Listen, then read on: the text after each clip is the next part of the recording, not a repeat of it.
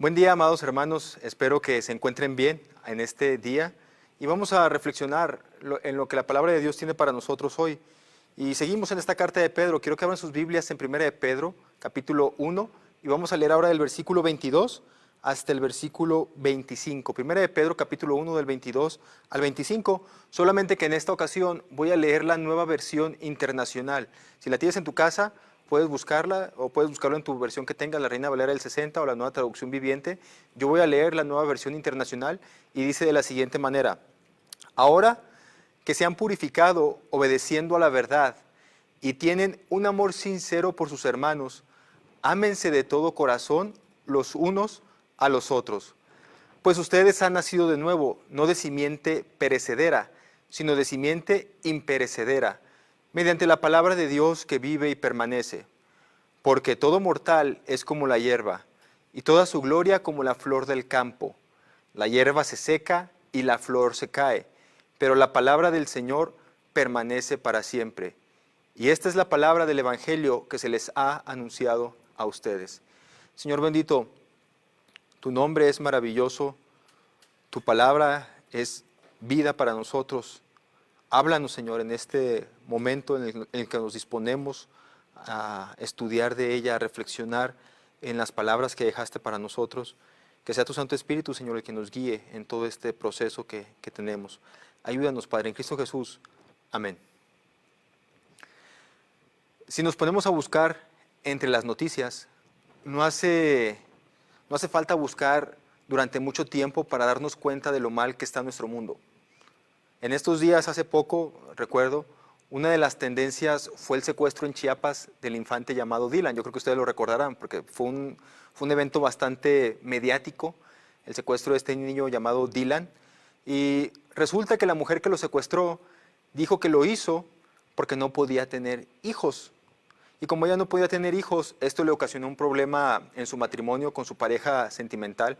Ni siquiera recuerdo si estaban casados o no, pero dice que ella temía de que su pareja sentimental la dejara porque no estaba embarazada, porque no podía darle un hijo. Entonces ella fingió un embarazo y cuando llega el tiempo de dar a luz, fue a buscar a un mercado ahí en Chiapas, a un mercado, fue a buscar a un niño que estuviera en una situación vulnerable, que ella se pudiera robar, y robó así al niño Dylan y esperaba presentárselo a su pareja como si fuera el hijo de aquella relación. Y yo sé que cuando escuchan esta historia, seguramente piensan, pues es una historia como muy novelesca, ¿no? Es como esas historias que solamente pasan en la televisión, pero es verdad lo que pasó con este niño Dylan. Y de hecho, según la información que encontramos en la red por los derechos de la infancia en México, diariamente 7 niños se reportan como desaparecidos en nuestro país. Y las causas son muy diversas. Desaparecen estos 7 niños, pero las causas por las que desaparecen 7 niños al día en nuestro país van desde el tráfico de órganos, el secuestro de estos infantes con fines de explotación sexual o con fines de explotación laboral. También puede ser simplemente porque los papás ya no querían al niño con ellos, o simplemente como fue en este caso, una pareja que deseaba tener un hijo, o en este caso una mujer, para retener a su pareja, y se fue, ¿verdad? Se fue a robar al niño. Y lo de Dylan fue un caso bastante mediático. De alguna razón, de alguna manera, con el uso de las redes sociales y con manifestaciones que estuvo haciendo la familia, su búsqueda se convirtió en una tendencia. En todo el mundo andaba hablando de este tema, había bastantes noticias acerca de Dylan. Entonces, el gobierno se dedicó a buscar a este niño, a buscar a Dylan, y hizo una gran investigación hasta que dio con el paradero del niño. Pero para poder llegar hasta Dylan, en el proceso de investigación, en el proceso en el que las autoridades buscaban a este niño, se violentaron los derechos de otras personas más. Por ahí hay la información de que se encarcelaron a 3 mujeres indígenas y al esposo de una de ellas, acusándolos como los responsables del secuestro del niño. Y según el semanario Proceso, este hombre murió en la cárcel en circunstancias extrañas, pero su cuerpo presenta signos de tortura, aunque las autoridades dicen que él se suicidó mientras estaba en la cárcel. Quiero que se den cuenta, cuando yo estoy hablando de esto, yo quiero mostrarles que hay algo que está muy mal en la humanidad. Nuestra condición social es lamentable, porque ¿cómo es posible que puedan existir esta clase de personas con una mentalidad tan oscura que no les importa causar daño a otras con el fin de obtener lo que quieran? Y de alguna manera, sistemática y continuamente, nos estamos lastimando unos a otros. El secuestro, en este caso de Dylan, el secuestro de niños, el secuestro de infantes, que niños desaparezcan en nuestro país, es solo un ejemplo, entre otros muchos casos, en los que nos damos cuenta que no nos importa la vida de los demás, solamente me importa mi vida y lo que yo necesito. Y voy a hacer lo que sea necesario para alcanzar aquello que yo deseo. Y no me importan los derechos de los demás, no me importan las vidas de los demás. Hace tiempo, en una ocasión, yo estuve platicando con ustedes acerca de la historia de Caín y Abel, ahí en Génesis capítulo 4. Y les demostraba cómo es que esta condición de atacar a nuestro prójimo comenzó en aquel momento cuando el hombre y la mujer se rebelaron contra Dios. Y a partir de ese momento se han venido cometiendo diversos crímenes en contra de nuestros semejantes. En vez de apoyarnos entre nosotros, apoyar porque somos hermanos de alguna manera, somos seres humanos, en vez de hacerlo, vemos, ¿verdad? Vemos cómo los oprimimos para obtener lo que nosotros queremos, lo que nosotros necesitamos. Pero no todo está perdido, es lo que vamos a ver hoy. No todo está perdido, ¿verdad? Porque Dios ha elegido por medio de Cristo a una comunidad de personas a quienes les ha transformado el corazón, a quienes les ha cambiado la mente, a quienes les ha cambiado las actitudes, a quienes les ha cambiado sus acciones, para que vivan en armonía mostrando su amor. Y esa comunidad a la que me refiero se llama iglesia. Y tú y yo formamos parte de la iglesia de Cristo. Tú y yo somos elegidos para vivir en armonía, porque formamos parte de esta comunidad que Dios ha venido creando desde los inicios de un pueblo para Él. Una comunidad que muestre el amor de Dios, una comunidad que viva en armonía. Y regresando un poquito a esta carta de Pedro, la carta que estamos estudiando, recordemos un poco a las personas a quienes Pedro les está escribiendo esta carta. Como ya he mencionado anteriormente en los dos mensajes de esta serie que comenzamos, a quienes Pedro les escribe la carta son creyentes no judíos. Son creyentes no judíos que por alguna razón ellos viven como extranjeros en diversas ciudades. Ya expliqué en aquel momento por qué. Probablemente el Imperio Romano los había sacado de su hogar o simplemente ellos tuvieron que emigrar buscando una mejor condición de vida. Entonces, por alguna razón, ellos viven como extranjeros en diversas razones.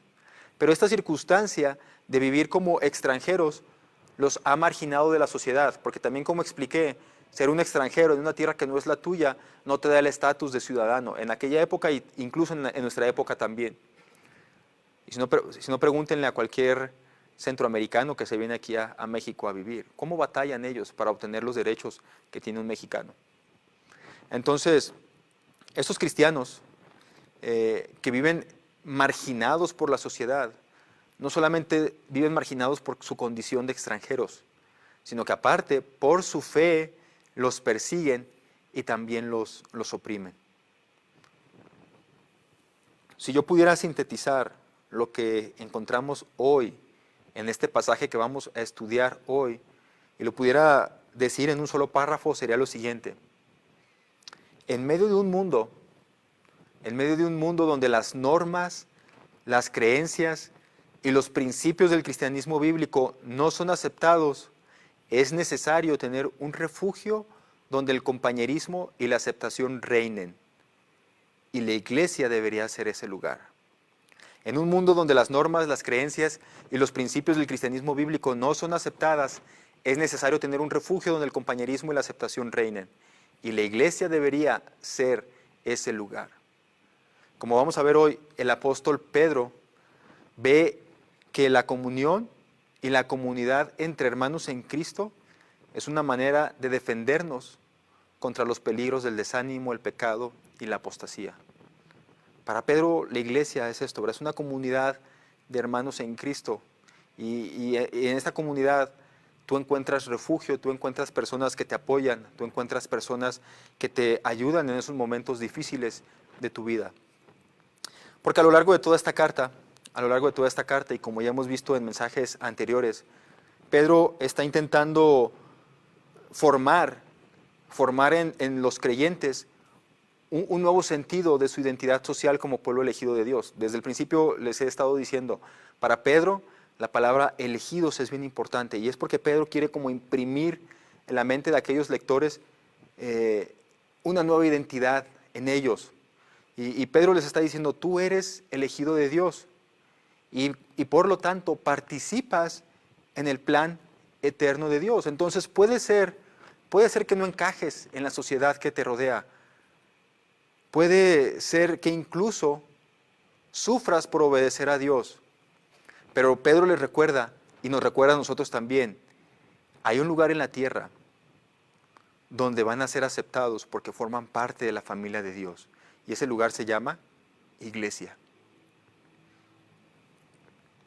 Pero para que la iglesia sea un refugio, para que la iglesia sea como ese pedazo del cielo aquí en la tierra, los creyentes deben vivir en armonía. Por eso el título de la predicación de hoy, elegidos para vivir en armonía. Y en nuestro pasaje de hoy vamos a ver 3 razones por las cuales podemos vivir en armonía. Y el primero está ahí en el versículo 23. Quiero que me acompañen a leerlo, el versículo 23. Versículo 22. Dice la palabra de Dios ahí. Ahora que se han purificado obedeciendo a la verdad y tienen un amor sincero por sus hermanos, ámense de todo corazón los unos a los otros. Entonces la primera razón por las cuales podemos vivir en armonía es porque podemos amar. Podemos vivir en armonía porque podemos amar. Pedro comienza esta sección construyendo en lo que él ya había dicho anteriormente.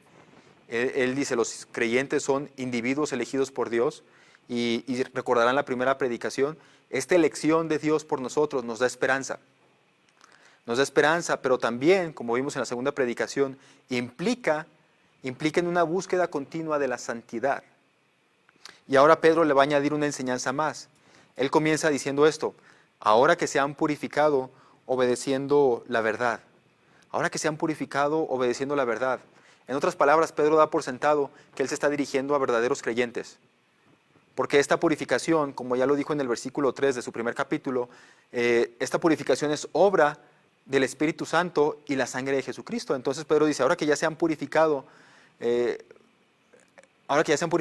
por la sangre de Cristo y a través de la obra del Espíritu Santo, entonces Pedro, en términos simples, está diciendo, ahora que ustedes son creyentes.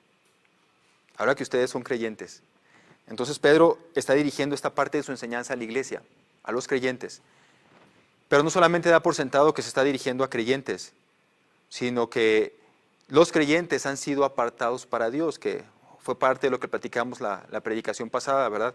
El significado natural de la palabra santidad, de la palabra santos, es apartado para algo, apartado por Dios en este caso. Entonces, estos creyentes que han sido apartados por Dios no son individuos aislados, sino que Dios los ha apartado para formar parte de una comunidad. Por eso Pedro va a decir, ahora que son creyentes, y luego agrega, y tienen un amor sincero por sus hermanos. O sea, son creyentes y tienen un amor sincero por sus hermanos. Y eso es algo nuevo en la carta. Porque anteriormente, si tú lees, en ningún momento, en ningún otro versículo, Pedro ha mencionado esto. En ningún momento Pedro ha dicho que tienes amor por tus hermanos, o que tienes hermanos, o que cuides de tus hermanos. En ningún momento Pedro ha dicho eso hasta aquí.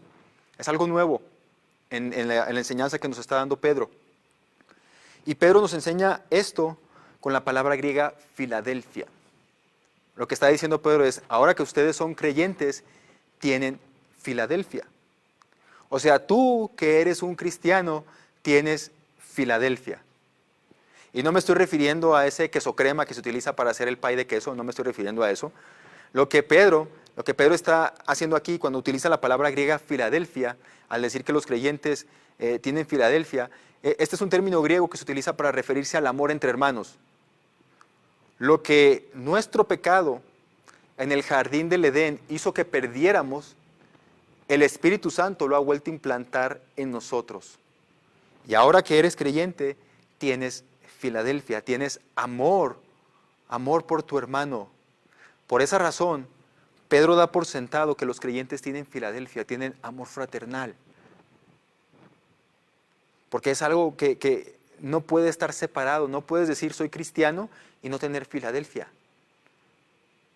Es decir, eso que te hizo perder el pecado en el Edén, y se acuerdan que después Caín mata a Abel, el Espíritu Santo lo ha vuelto a implantar en el creyente.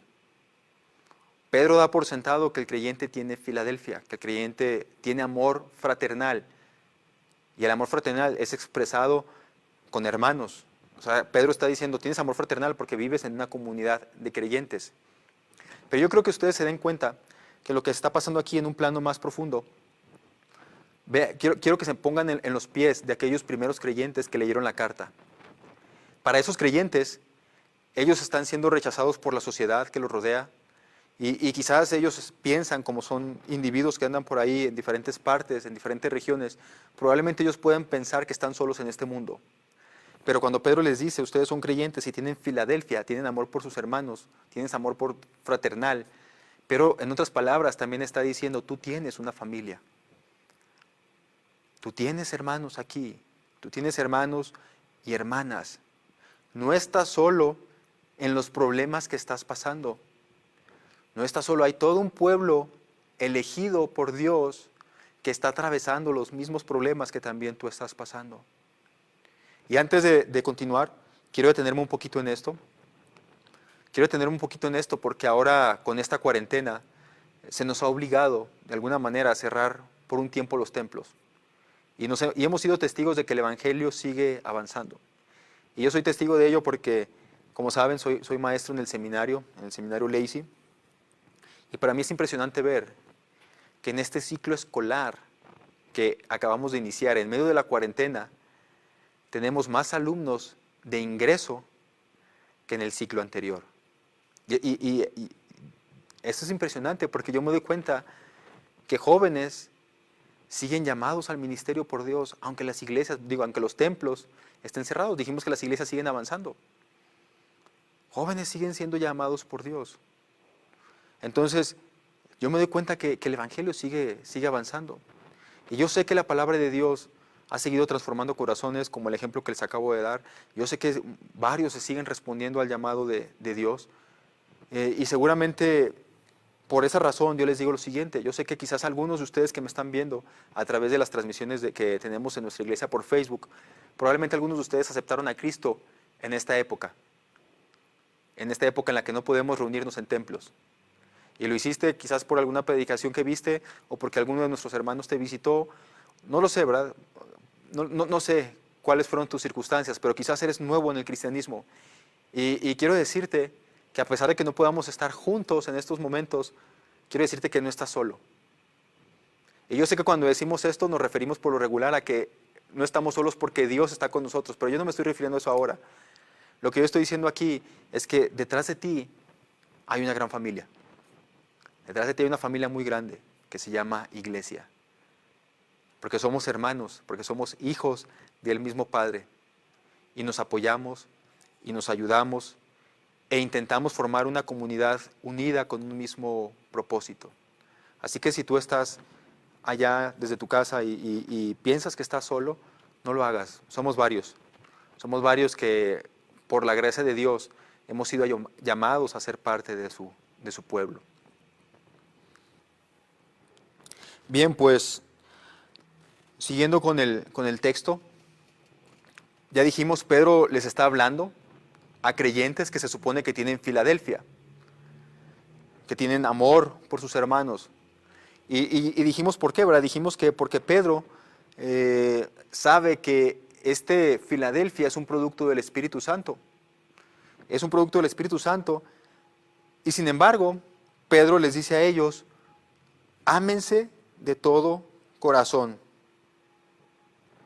Ámense de todo corazón unos a otros. Y es extraño que Pedro les esté diciendo a personas que se supone que tienen Filadelfia,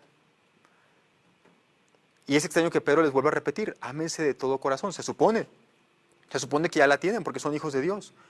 Pero Pedro les dice, ámense de todo corazón. Y utiliza una palabra distinta aquí Pedro. utiliza la palabra agapao, ese famoso amor ágape. Pedro les dice, ustedes que tienen Filadelfia, agapao.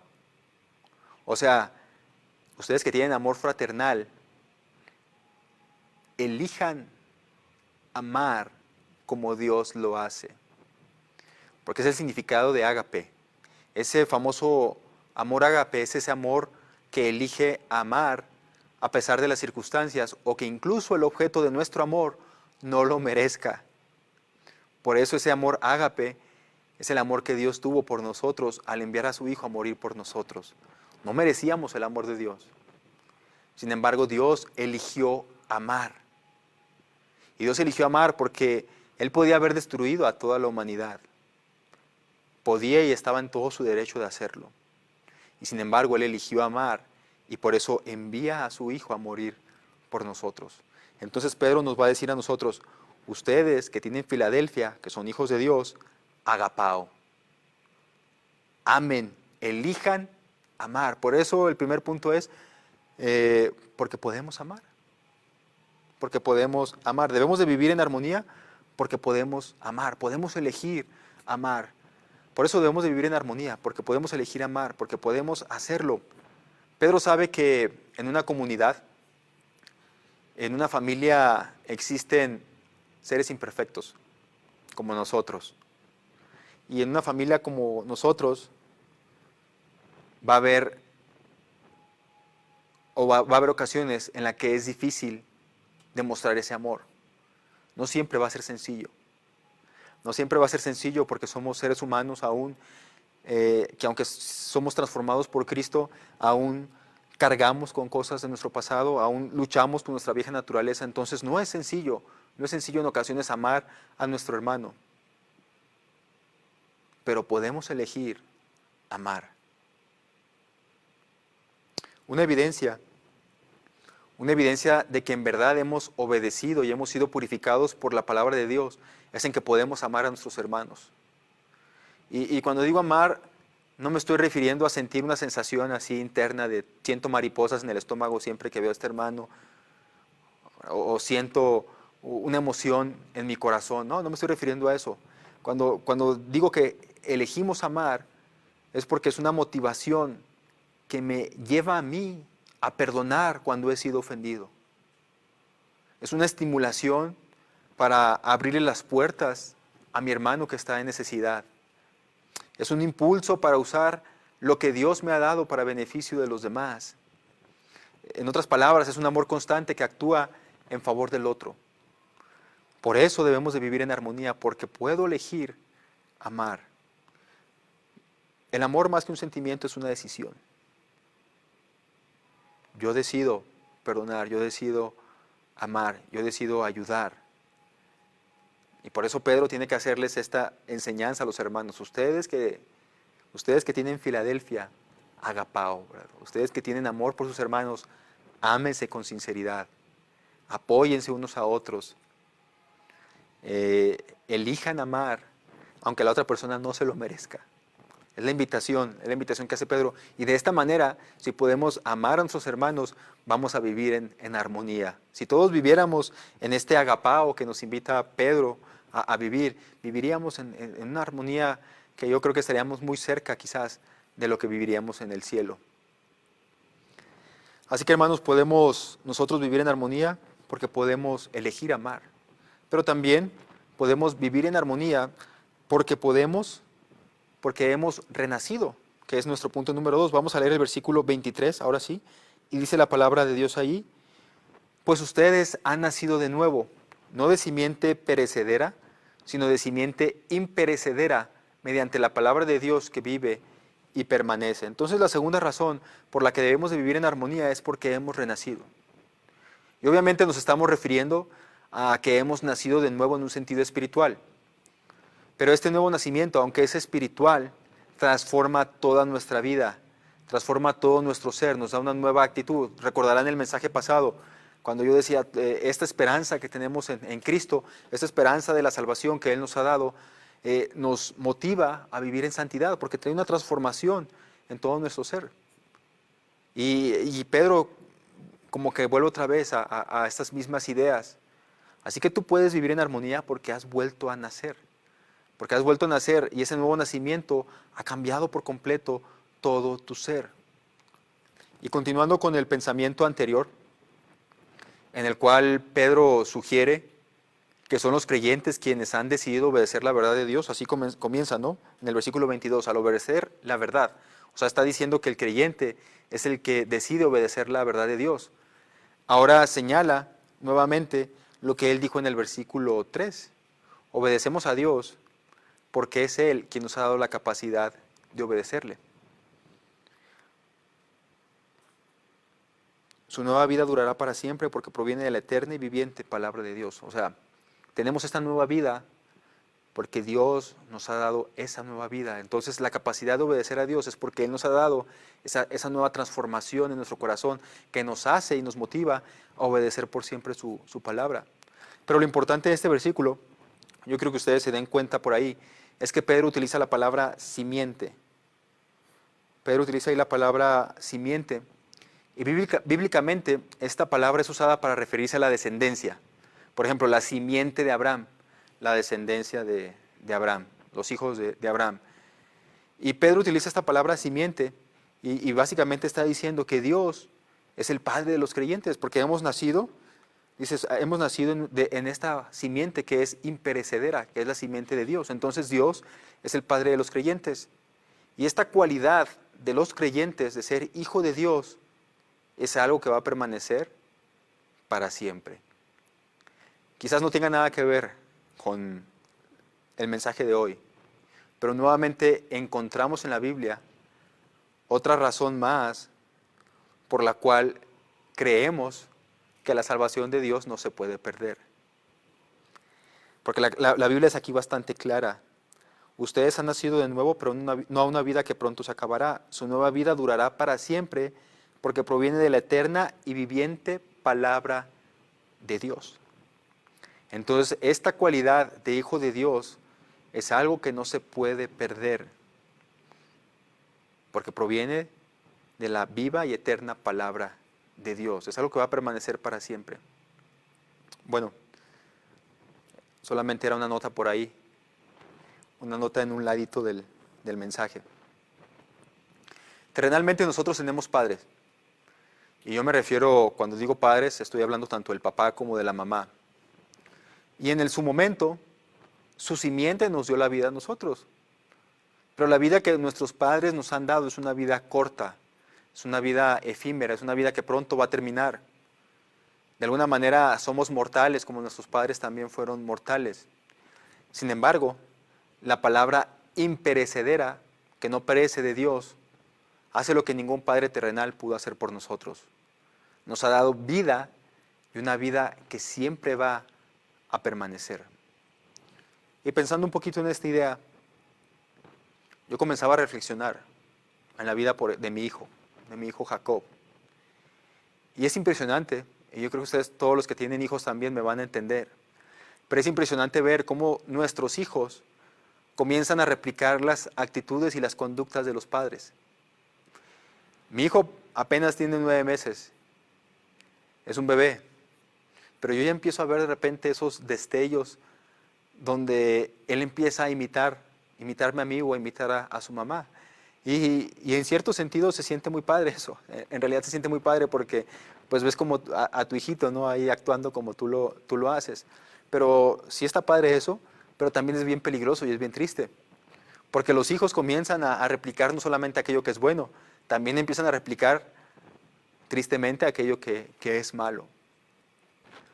Yo creo que varios de nosotros podemos observar en nuestra familia o en otra familia patrones que se van repitiendo. Yo he podido observar, por ejemplo, familias donde el padre es infiel a la esposa, luego los hijos también son infieles, donde el padre es borracho y luego los hijos también lo son. El padre es machista y los hijos también son machistas. Ciclos, ¿verdad? Ciclos que se están repitiendo una y otra vez por esta capacidad quizás, ¿verdad?, de innata de los niños de replicar las actitudes de los padres y se va imprimiendo de alguna manera esta figura paternal y se van imprimiendo en ellos estas actitudes y estas acciones y se vuelven a repetir. Hay incluso personas para los que la figura paternal ha quedado tan desfigurada porque tuvieron un mal padre. O quizás en otros también que ni siquiera llegaron a conocer a su papá. Luego se casan ellos y hacen exactamente lo mismo, abandonan a su pareja o son malos con sus hijos. Lo que yo veo aquí, en este versículo 23, es que si tú eres hijo de Dios, si tú eres un creyente, no tienes por qué seguir repitiendo esos ciclos. No tienes por qué repetirlos porque has nacido de nuevo. Y ahora tu nueva figura paternal es Dios. Esa es la figura paternal que ahora tienes tú, porque eres hijo de Dios. Esos ciclos tienes que terminarlos. Quizás puedas ser un creyente enojado con la vida, puedas ser un creyente enojado con la familia en la que te tocó crecer.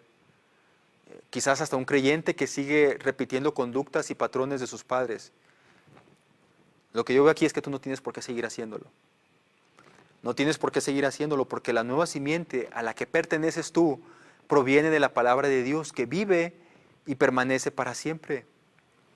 En otras palabras, tu nueva naturaleza no busca revancha, tu nueva naturaleza no busca venganza, tu nueva naturaleza no busca desquitarse, tu nueva naturaleza es hijo de Dios. Y tenemos un Padre cuya descripción de sí mismo es amor. Va a decir Juan, Dios es amor. Varios teólogos concuerdan en que el amor de Dios es su cualidad más dominante y atrayente. Así que si tú eres hijo de Dios y has nacido de nuevo, tu nueva naturaleza es amar. Así que podemos, repitiendo un poquito lo anterior, podemos Filadelfia, amar a los hermanos, con un amor ágape, con un amor que lo damos, que elegimos hacerlo, aunque el otro no se lo merezca, porque esa es nuestra nueva naturaleza.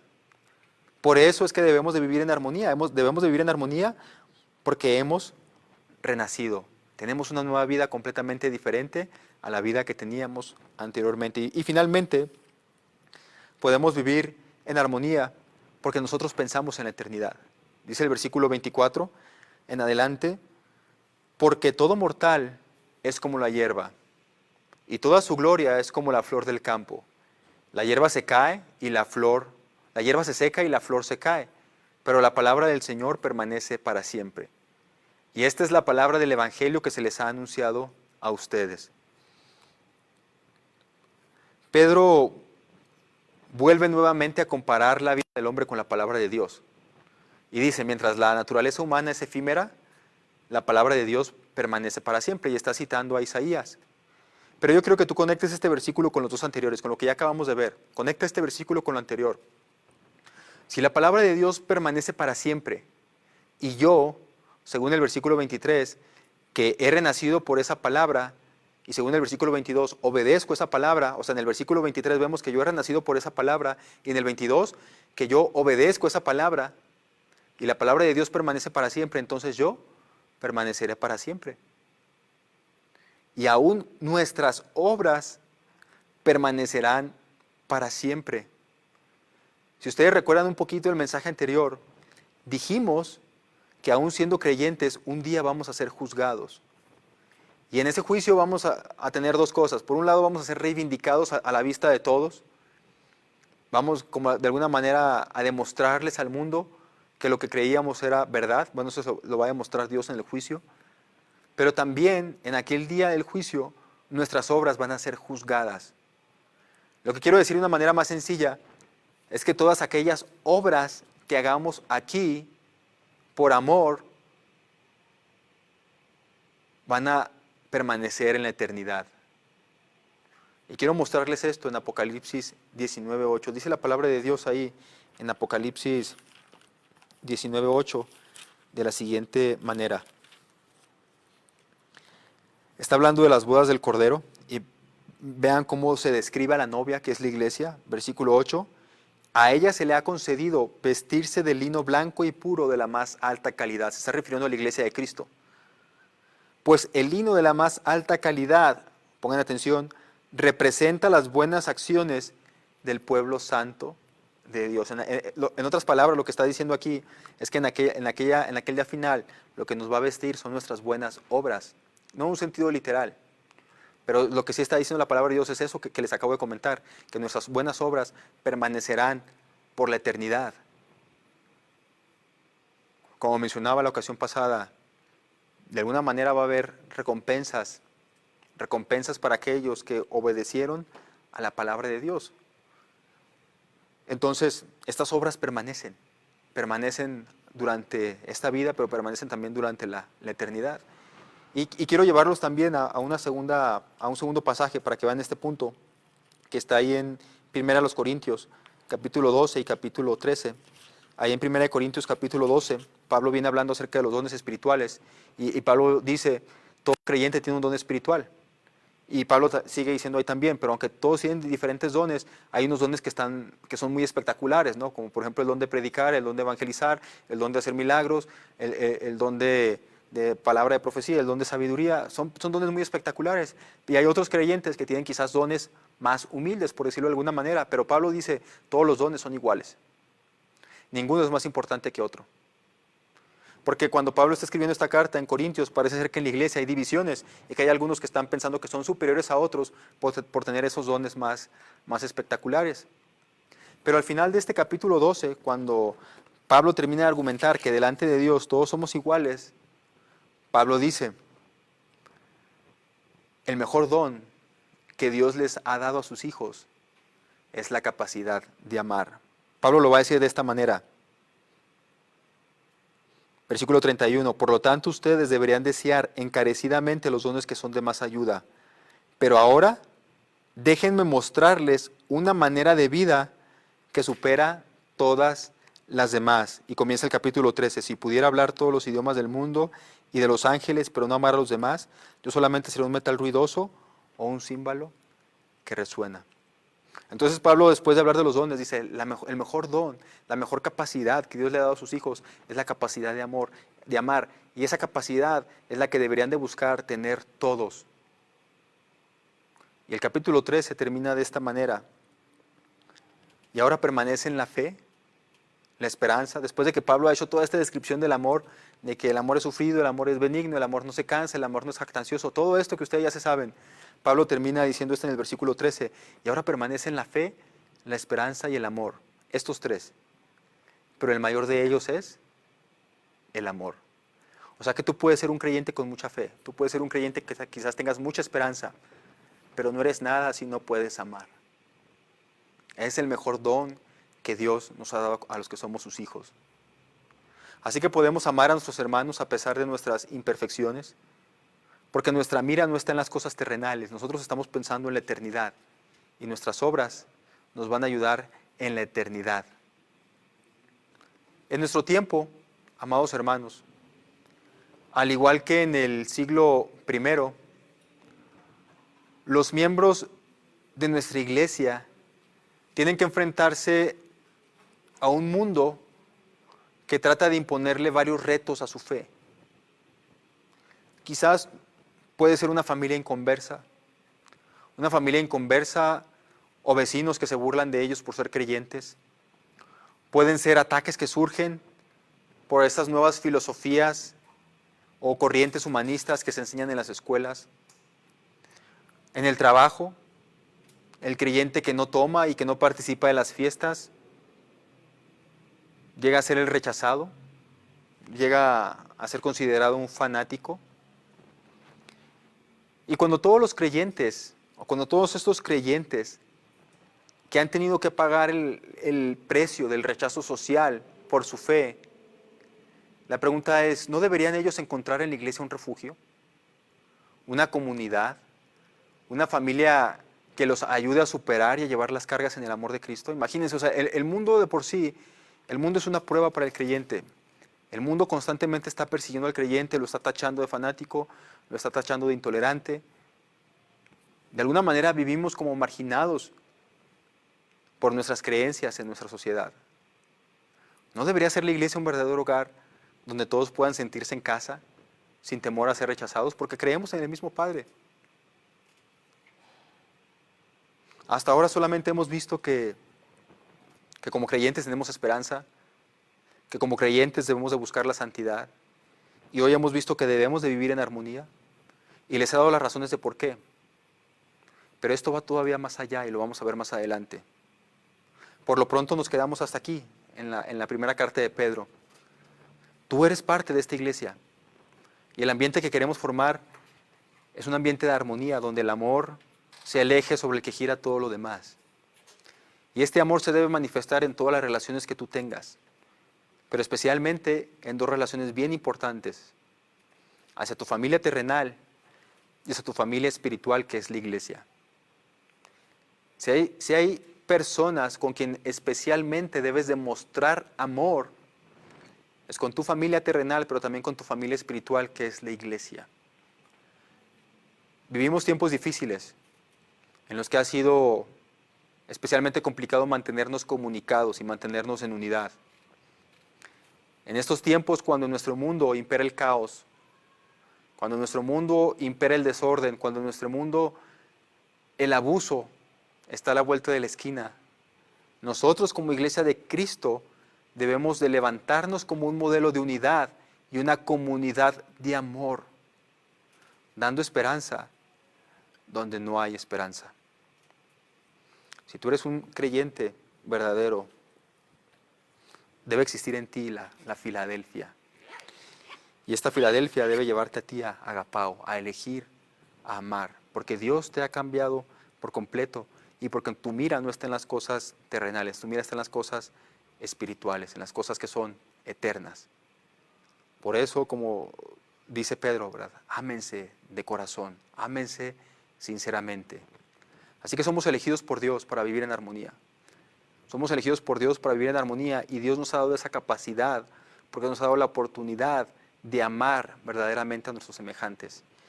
Y yo te invito en estos días en los que no nos podemos ver, a que busques maneras de cómo puedes demostrarle tu amor a tu hermano en Cristo.